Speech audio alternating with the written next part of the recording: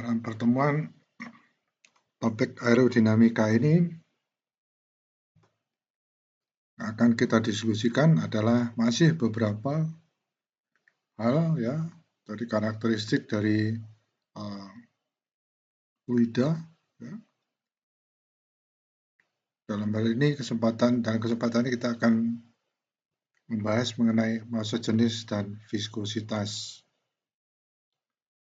Massa jenis kepadatan atau density suatu bahan adalah ukuran jumlah bahan yang terkandung dalam volume tertentu. Dalam suatu fluida, kepadatan dapat bervariasi dari satu titik ke titik lainnya. Misalnya fluida yang dimasuk ke dalam sebuah bola kecil dengan volume dV, ya, dan suatu batasan dV ya, di volume ya, delta V, yang berpusat di beberapa titik dalam fluida dan dibiarkan massa fluida dalam bola ini menjadi delta M, massa ya, delta M. Jadi yang kita diskusikan di sini adalah dimensi ya. Jadi M dalam hal ini adalah massa. Maka massa jenis fluida di titik pusat bola ditentukan oleh density atau rho sama dengan limit ya. Jadi batasan dari massa terhadap volume sekitarnya, di mana dV ini batasannya, limitnya adalah mulai dari paling kecil sampai tak berhingga. Ya, maksudnya untuk mengetahui kepadatan suatu kontainer ya dengan batasan tertentu, limit ini bisa tak berhingga. Dimensi massa jenis dengan demikian ada M, massa ya untuk M, terus L itu adalah untuk satuan panjang, kalau pangkat 3 itu adalah volume ya. Jadi M per L pangkat 3 ya, itu dimensinya ya. Dan diukur dalam satuan kilogram per satuan meter kubik. Nah, unitnya atau satuan jadi satuannya adalah kilogram per meter kubik. Ya, ini unitnya. Pada temperatur dan tekanan standar, ya, dalam hal ini pakai 288 Kelvin dan 101,325 Newton per meter persegi. Massa udara kering adalah 12256 kg per meter kubik. Ya.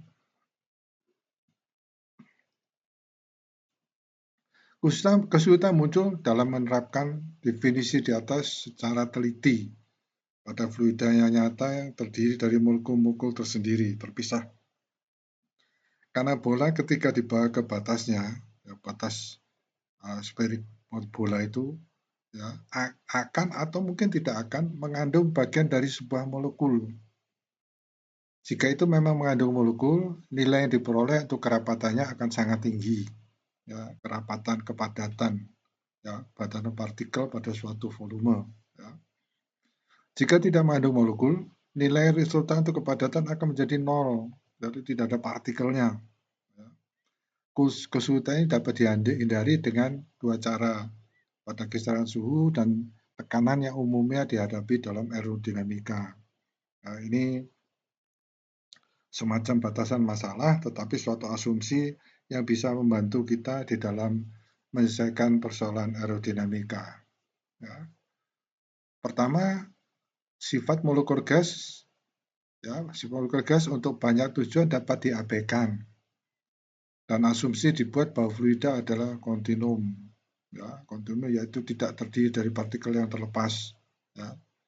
Jadi fluida itu seperti jadi satu gitu ya. Ya, dia jadi satunya karena dia berada di sebuah wadah atau kontainer ya. Yang kedua, pengurangan ukuran bola imajiner mungkin dianggap bahwa batasan di bawah ke ukuran yang minim. Ya, minimum. Jadi bola itu kita kecilkan menjadi titik, yaitu yang dimaksudkan. Ya. Ini berhubungan dengan limit tadi ya. Kita integrasikan untuk mendapatkan suatu massa jenis tertentu untuk pada suatu kontainer tertentu atau wadah tertentu. Ukuran pembatas ini sedemikian rupa meskipun bulatannya kecil dibandingkan dengan dimensi benda fisik manapun. Misalnya sebuah pesawat terbang ditempatkan dalam fluida. Pesawat itu jauh lebih besar daripada molekul fluida, dan oleh karena itu pesawat mengandung jumlah molekul utuh yang wajar. Ya, itu. Jadi kita lanjutkan dulu ya, atau nanti memang agak apa asumsi-asumsi agak sulit ya. Ya, tetapi nanti pada waktu kita misalkan soal kita tahu oh ini yang dimaksudkan ya. Tolong direview mengenai uh, diferensial integral yang sederhana ini ya, terutama yang paling mudah adalah menghitung luas dan menghitung volume ya. Satunya berpangkat 2 dan satunya berpangkat 1. Maaf, berpangkat 3. Viskositas ya, dianggap sebagai kecenderungan fluida untuk menahan geser antar lapisan atau lebih tepatnya laju perubahan regangan geser. Viskositas, kekentalan. Ya, jadi kalau sebuah benda melalui media fluida yang mempunyai viskositas, maka dia akan mendapat perlawanan. Ya, perlawanan ya, karena yang benda yang akan kita gerakkan itu, ya kita gerakkan pada fluida tersebut itu adalah merubah keregangan geser, ya, merubah regangan geser dari fluida tersebut ya, dan mendapatkan perlawanan ya kalau ada kekentalan atau viskositas. Ya. Ya, mungkin kita sudah tahu apa yang disebut dengan viskositas, tapi tepatnya adalah seperti itu. Ya, ya. Sehingga di dalam asumsi di dalam menyelesaikan persoalan aerodinamika ini, logika ini dengan mudah dapat dimengerti dan dapat memasukkan beberapa masalah-masalah dasar-dasar hukum, misalnya kebanyakan dipakai di sini adalah hukum Newton ya. Resistensi atau penahanan yang sangat kecil terhadap pergerakan ujung bilah pisau di udara ya. Jangan bilang udara tidak punya viskositas ya. Tetapi untuk menghasilkan gerakan yang sama menembus minyak kental membutuhkan lebih banyak usaha. Ya, kita merasakan kalau pisau kita itu kan di udara lebih ringan dibandingkan kita kalau misalkan kita gerakan pisau tersebut dalam suatu minyak yang kental. Ya. Jadi kekentalan itu dapat kita rasakan penahanannya, resistensinya ya. Ini diakibatkan karena viskositas minyak lebih tinggi dibandingkan dengan viskositas udara. Nah, mungkin Anda mengatakan, oh ya kira-kira kita sudah tahu tentang itu. Tapi ini perlu disampaikan, terutama dalam asumsi-asumsi menyelesaikan masalah aerodinamika, bahkan hidrodinamika. Nah, ini sudah pernah kita lihat di mekanika fluida mengenai viskositas dinamis. Viskositas dinamis, lebih tepatnya disebut koefisien viskositas dinamis, adalah ukuran langsung viskositas fluida. Misalkan dua buah plat, ya, atas dan bawah, ya, pada jarak h ya, terpisah. Ruang di antara mereka diisi dengan fluida, ya, dengan cairan di sini. Ya. Satu plat ditahan tetap, jadi lambangnya ya, ditahan ya. Kita butuhkan gaya untuk menahannya kalau ada pergerakan. Sedangkan yang lainnya ini bisa bergerak bebas ya, dalam bidang sendiri dengan kecepatan v. Ya. Fluida yang berbatasan langsung dengan setiap plat akan bergerak dengan plat tersebut, yaitu tidak ada slip. Ya, kalau fluida ini bergerak ke kanan, maka plat di bawah ini pun akan terbawa. Ya, kecuali kalau kita tahan.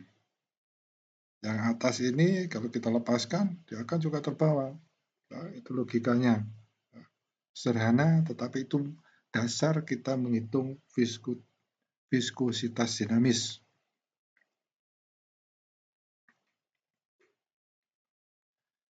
Dengan demikian, fluida yang bersentuhan dengan plat bawah akan diam karena ditahan.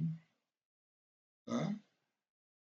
Sedangkan yang bersentuhan dengan plat atas akan bergerak dengan kecepatan v. Dia bergerak kecepatan v. Ya. Kecepatan antara plat dengan fluida akan bervariasi secara linear jika tidak ada pengaruh lainnya. Nah, ini linear, variasi kecepatannya ya. Sebagai akibat langsung dari viskositas, gaya F harus diterapkan ke setiap plat untuk mempertahankan gerakan. Fluida cenderung memperlambat plat yang bergerak dan menyeret plat diam ke kanan. Plat yang diam diseret ke kanan ya.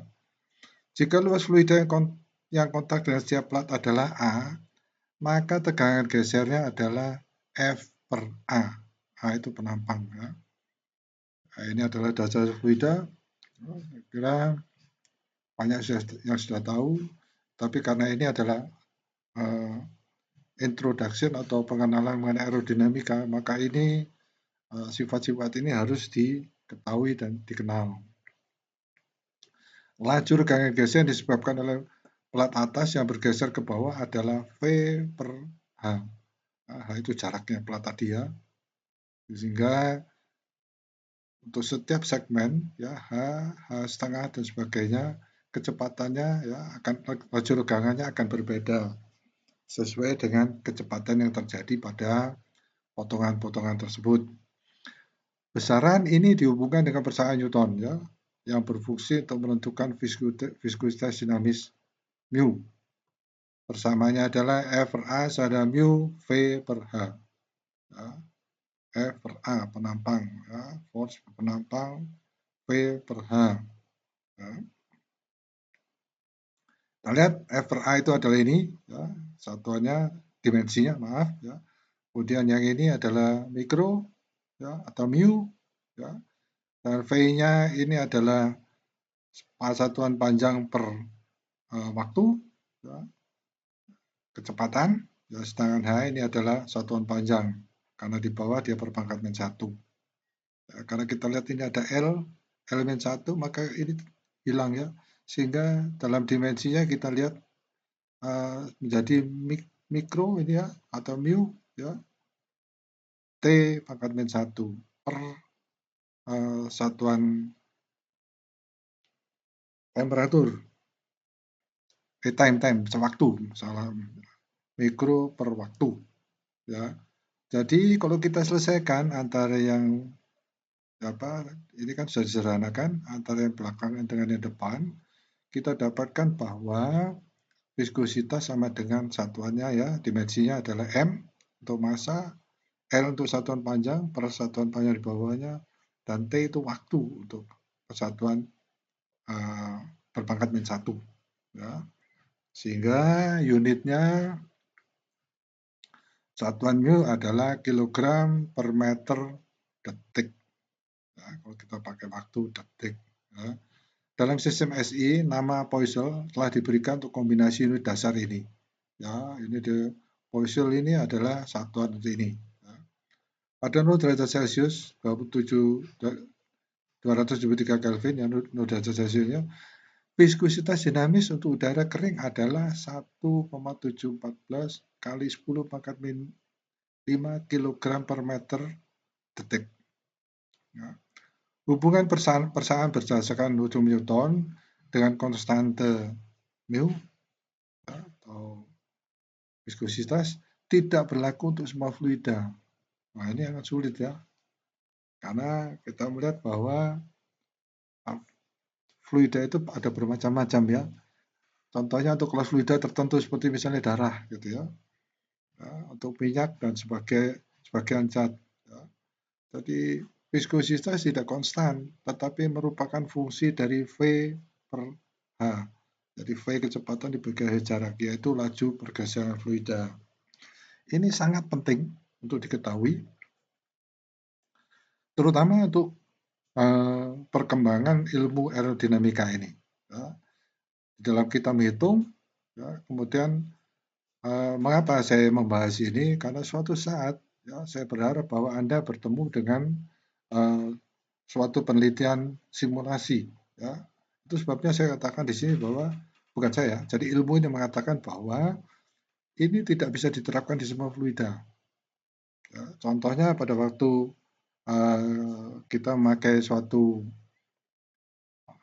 perangkat lunak atau software mengenai fluida, ya, yang mungkin salah satunya yang paling dikenal itu ANSYS, ya.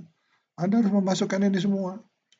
Viskositas ini tidak bisa diterapkan kalau kita memakai suatu misalnya simulasi tentang aliran darah di dalam pembuluh darah, ya. Maka ini harus kita ketahui, harus diisi berbeda. Ya. Artinya seperti ini ya. Ini adalah untuk suatu fluida tertentu, ya, untuk suatu fluida dengan viskositas tertentu, ya. Sedangkan pada dalam hal ini darah itu berbeda, ya. Kemudian cat ini juga berbeda, ya.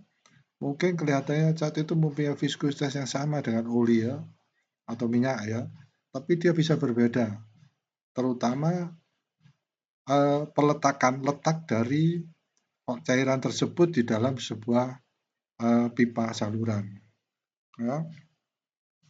Kita harus mengasumsikan atau kita harus mengartikan apakah fluida tersebut dekat dinding salurannya, di tengahnya, atau jarak berapa dari pusatnya dan sebagainya. Ya. Dan kita lihat bahwa di dalam fluida cair, ya, kita melihat atau yang sangat dijadikan dasar adalah mengukur fluida kalau dia sudah berkembang penuh, ya. Nah, kemudian pertanyaannya adalah apakah sebelum dia berkembang penuh kita tidak boleh mengukur? Ya, boleh, ya. Artinya kita akan melihat situasinya, ya, dan itu sangat mudah terlihat kalau kita membuat suatu simulasi yang asumsi-asumsi yang tepat. Viskositas kinematik, ya, atau lebih tepatnya koefisien viskositas kinematik adalah bentuk yang mudah di mana viskositas fluida dapat diekspresikan. Ini gambar diulang ya untuk memudahkan melihatnya. Viskositas itu terbentuk dengan menggabungkan density, rho, kepadatan, dan viskositas dinamik. Ya. Viskositas dinamik, ya, ini seharusnya V ya. Maksudnya ini viskositas kinematik ya, ini kinematik ini sama dengan viskositas dinamik dibagi kepadatan rho yang mempunyai dimensi L kuadrat T pangkat min 1 atau unitnya adalah ini dimensi, ini unitnya meter kuadrat per detik. Nah, ini dapat dianggap sebagai ukuran besaran relatif viskositas dan inersia fluida dan memiliki keuntungan praktis dalam perhitungan, yaitu mengganti dua nilai yang mewakili viskositas dinamik dan kerapatan massa dengan satu nilai yaitu V, viskositas kinematik. Nah, ini tolong itu ya, ini dikoreksi adalah viskositas kinematik. Bulk elasticity. Nah, saya belum menemukan terjemahannya ya, sehingga saya tetap memakai bahasa aslinya.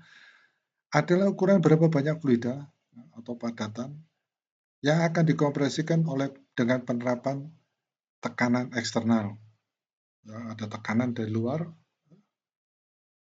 menekan suatu kontainer ya, jadi suatu volume. Jika volume fluida kecil tertentu V ya mengalami tekanan dP ya, ini mengurangi volume dengan jumlah minus dV. Anda bayangkan sebuah ruangan atau sebuah silinder ya, kemudian ditekan dengan piston ya, piston itu akan maju sedikit ya, menekan, tekanannya akan bertambah P parsial ya, kecil sekali. Kemudian volume juga berkurang sebesar dV ini, ya, yaitu menghasilkan ruangan volumetrik ya, dV per V. Ya, regangan volumetrik maksudnya. Ya, menghasilkan regangan volumetrik dV per V. Ya. Dengan demikian, bulk elasticity definisikan sebagai K ya, sama dengan minus dP per dV per V, ya, regangan volumetriknya. Ya, kita selesaikan menjadi minus 1 per V dP per dV. Ini ada bentuk matematisnya yang bisa diselesaikan. Regangan volumetrik adalah perbandingan dua volume, ya, volumetrik tadi ya, dV per V ini, ya, dan ternyata tidak berdimensi, ya, karena sama satuannya ya, dV ini satuan volume juga satuan volume. Sehingga dimensi K sama dengan dimensi tekanan. Hanya ada tekanan di sini. Ya, dimensinya adalah M massa, L satuan panjang pangkat 1, dan T temperatur pangkatnya 2. Ya, sehingga satuannya untuk satuan SI adalah Newton meter persegi atau Pascal. Nah, direview lagi yang mengenai satuan-satuan ini.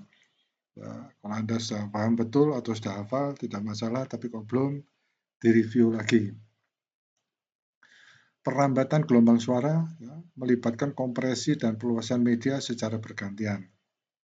Ya. Dengan demikian, bulk electricity berkaitan erat dengan kecepatan suara A. Sebagai berikut, ya, A sama dengan akar K bulk electricity dibagi rho. Ya. Jadi rho itu adalah massa jenis. Misalkan massa volume kecil fluida adalah M, maka menurut definisi massa jenisnya, rho sama dengan M per V. Dengan membedakan definisi ini dengan menjaga agar M konstan, maka didapatkan D rho ya, sama dengan minus M massa per V kuadrat dV, volume dalam ini, sehingga didapatkan sama dengan minus rho dV per V. Dengan mensubstitusi dan menggabungkan persamaan didapatkan A sama dengan akar dP per d rho, tekanan per massa jenis. Perlambatan suara dalam gas sempurna dianggap sebagai proses isentropik. Dengan demikian, tekanan dan massa jenis dihubungkan sehingga untuk gas yang sempurna atau gas ideal, A-nya sama dengan akar gamma P per rho. Ya, di mana gamma adalah perbandingan antara kalor spesifik heat, ya, atau massa jenis, atau panas jenis, ya. Rumus ini umumnya digunakan menentukan kecepatan suara dalam gas untuk aplikasi aerodinamika. Jadi sampai diskusi kita sampai saat ini sudah begitu banyak hal yang berhubungan mempengaruhi suatu proses di dalam aerodinamika, dan itu memang penting harus dilihat semuanya ya, menjadi rumit, tetapi yang dipentingkan itu adalah akurasi ya, karena nanti aerodinamika ini akan banyak berdiskusi mengenai dunia penerbangan ya. Jadi kita tahu mendesain sebuah airfoil, mendesain sebuah pesawat dan sebagainya yang berhubungan dengan aerodinamika. Sifat termodinamika, ya, ini sudah banyak kita ketahui. Kalor, ya, atau energi panas, seperti halnya kerja, adalah salah satu bentuk perpindahan energi atau perubahan energi. Ya. Akibatnya ia memiliki dimensi yang sama dengan energi, yaitu massa panjang, ya, satuan panjang L, ya, length pangkat 2 dibagi waktu, ya, time pangkat 2, dan diukur dalam satuan joule. Ya, ini satuannya adalah joule, ya, jadi energi kalor. Panas jenis, ya, kalor jenis atau massa jenis, ini banyak sekali ya yang membuat rancu, kita bingung apa ini ya. Sengaja saya tunjukkan beberapa ini, atau apa istilah specific heat ya, atau juga panas jenis, kalor jenis, specific heat, atau panas jenis.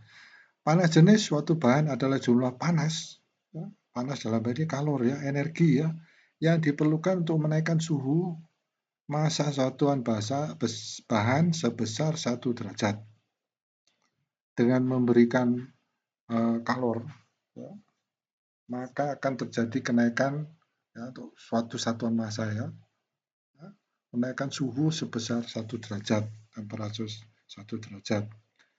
Jadi dimensinya adalah panjang berpangkat 2, ya, waktu dibagi waktu berpangkat 2, dan sudut berpangkat,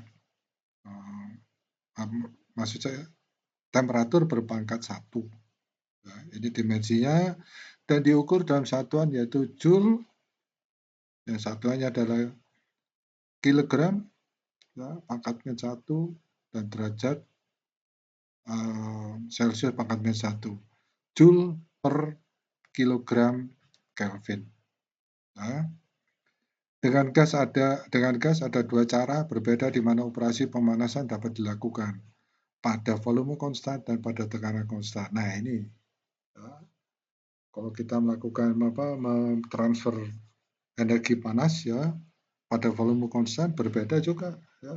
Berbeda kalau dilakukan pada tekanan konstan. Ya. Dan pada gilirannya ini menentukan sifat termodinamika yang penting. Sehingga kita nanti akan mengenal suatu konstanta ya, untuk menambah energi ya, untuk panas jenis ya, pada volume konstan dan pada tekanan konstan. Nah, kita ketemukan lagi suatu variabel lagi. Ya. Panas jenis pada volume konstan. Jika massa unit gas tertutup dalam silinder yang didorong oleh piston, ya tadi sudah saya sebutkan, dan piston terkunci pada posisinya, jadi setelah menekan piston tidak bergerak mundur ya, atau maju, volume gas tidak dapat berubah, dan panas yang ditambahkan hanya digunakan menaikkan suhu gas. Ya. Dianggap bahwa energi tidak diserap oleh silinder atau piston, tidak meningkatkan energi antara gas. Diasumsikan bahwa silinder dan piston tidak menerima energi panas apapun, semua diterima oleh gas. Ya. Panas jenis gas pada kondisi adalah panas jenis pada volume konstan. Jadi pistonnya tetap ya, volumenya tidak berubah. Disebut dengan panas jenis volume konstan atau CV. Untuk udara kering pada temperatur aerodinamis normal, CV itu adalah 718 Joule per kilogram Kelvin. Energi internal adalah ukuran energi kinetik molekul yang menyusun gas. Jadi energi internal persatuan massa E sama CVT, atau lebih umum ditulis CV sama delta DE per DT. Nah, ini rho ya, pada kondisi rho. Jadi kondisi massa jenis yang tetap ya. Jadi kita sudah sampai pada suatu konstante atau suatu nilai panas jenis pada volume konstan ya. Nanti kita akan lihat ya, pada pertemuan selanjutnya kita akan memulai berdiskusi mengenai panas jenis pada tekanan konstan ya.